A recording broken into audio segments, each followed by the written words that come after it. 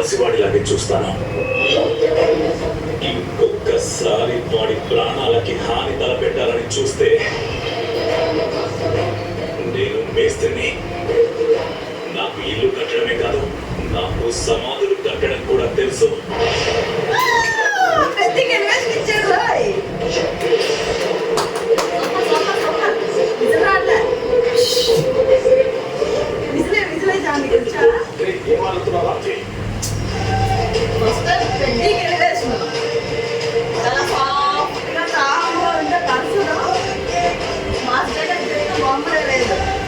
ఇంకెప్పుడు మహాలక్ష్మి జోలికి రాకండి.